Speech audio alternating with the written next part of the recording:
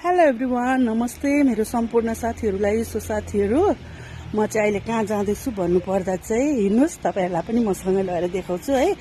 अन्त म चाहिँ मेरो सानो बारीमा चाहिँ साग टिप्नु आएको छु। मेरो बुढाले चाहिँ रोपिदिनु भएको छ नि त, अनि त्यही बारीमा चाहिँ टिपेको छुइनँ। आज चाहिँ म फर्स्ट टिप्नु आएको। हेर्नुहोस् ल कस्तो भएछ, तपाईँहरूलाई पनि देखाउँछु मेरो सानो सागबारीको झलक। अन्त यहाँ छ मेरो सागबारी चाहिँ हेर्न सक्नुहुन्छ। यस्तो भएको छ साग चाहिँ। पहिलाको सालको जस्तो राम्रो चाहिँ छैन साथीहरू, किनभने मेरो बुढाले जस्तो रोप्नु भयो नि त्यसकै 4-5 दिन बादमा चाहिँ पुरा 4-5 दिन भन्दा पनि हप्ता 10 दिन बादमा अलिक ठुलो भएपछि पुरा पानी पर्यो नि त।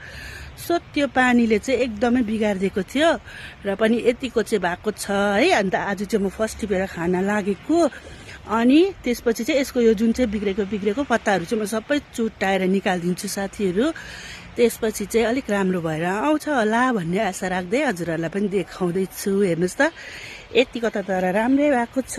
अनि आज चाहिँ म अब यही साग खान्छु। हजुरहरूलाई मेरो सानो सागबारी कस्तो लाग्यो, राम्रो लाग्यो भने चाहिँ कमेन्ट गर्नु नभुल्नु होला। हस्त साथीहरू, bye, thank you for watching.